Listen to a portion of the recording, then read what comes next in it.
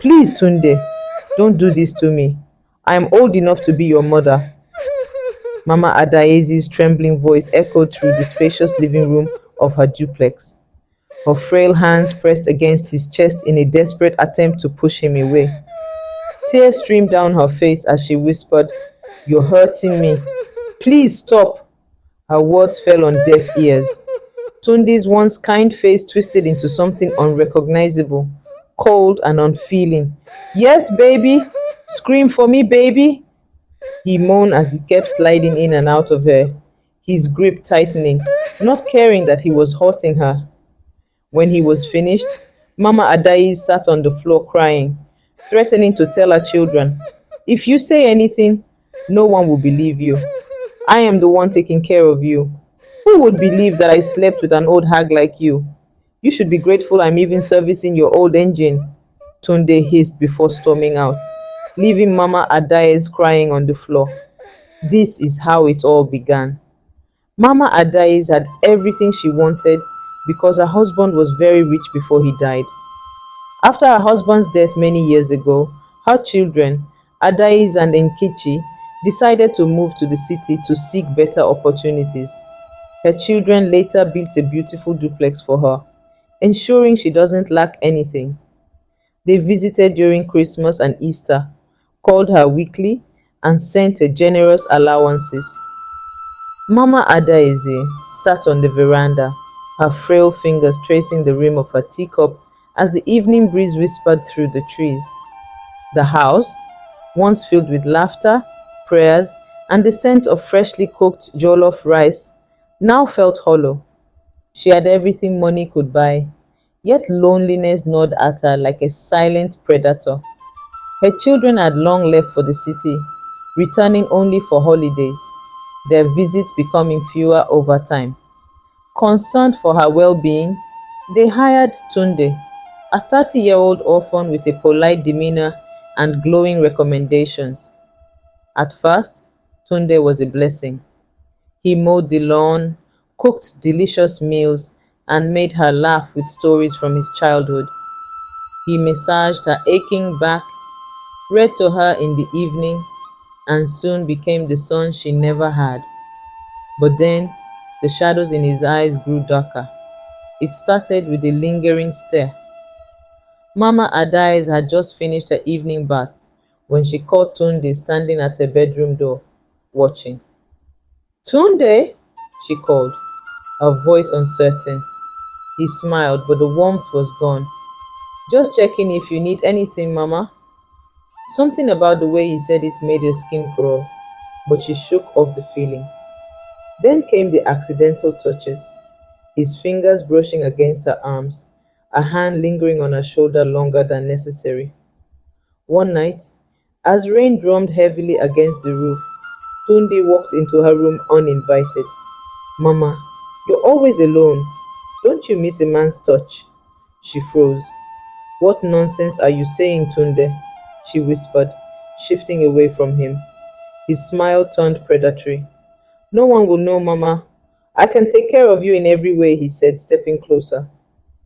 Heart pounding, she grabbed the nearest object, a Bible, and clutched it to her chest like a shield. "Leave, now." He chuckled but obeyed. That night, she slept with a chair wedged against the door. One evening, Tunde's mask finally slipped. She was knitting by the window when he approached her from behind, his hand settling heavily on her shoulders. "Ah, Tunde, your massages are always so good," she said absent-mindedly. He laughed. Then, without warning, his hand slid lower. She jerked upright. "Tunde, what do you think you're doing?" "It's okay, Mama," he murmured, gripping her wrists. "Let me show you how much I love you."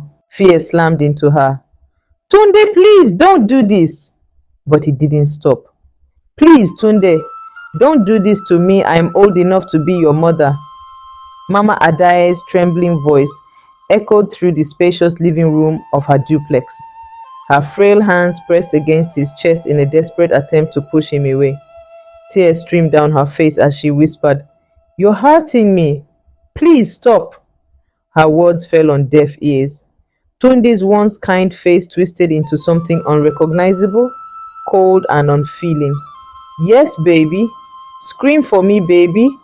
He moaned as he kept sliding in and out of her, his grip tightening, not caring that he was hurting her.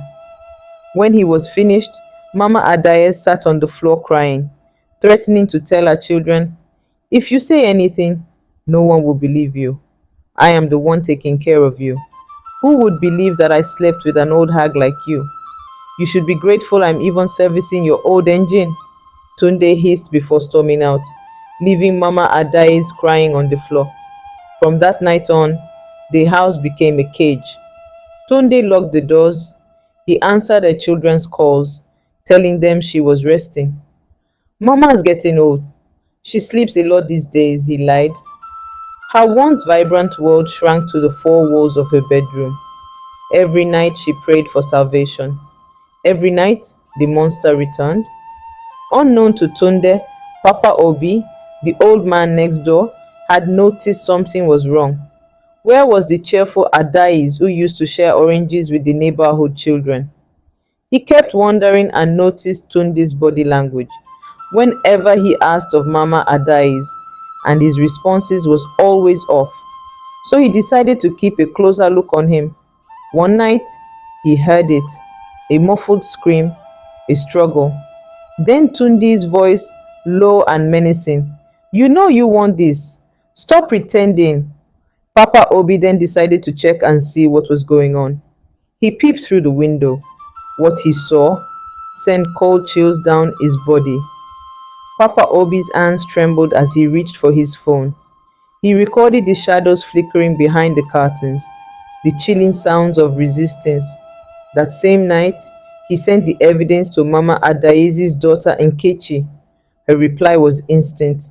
"I'm coming home, and I'm bringing the police." By morning, sirens wailed outside the gate. Tunde, lounging on the couch, barely had time to react before Nkechi burst in, followed by uniformed officers. "Where's my mother?" she demanded. Tunde smirked. "She's resting." But when the police forced open the bedroom door, Mama Adaese's battered, tear-streaked face told a different story. "Mama," Nkechi whispered, falling to her knees beside her. Tunde tried to run. He didn't get far. The moment the handcuffs clicked shut, Mama Adaeze exhaled. For the first time in months, she was free. Tunde was sentenced to life imprisonment. With time, Mama Adaeze healed. She moved to the city, surrounded by love, laughter, and family. Sitting in her daughter's garden one afternoon, she watched her grandchildren play. She was safe. "You are a survivor, Mama Adaeze," Papa Obi told her one day, handing her a bag of fresh oranges. She smiled. "Yes, and I will never let darkness win again." The moral of the story is that we should be careful of the people we trust. Thank you for watching. Please don't forget to like, share, and subscribe. You can also drop a comment below.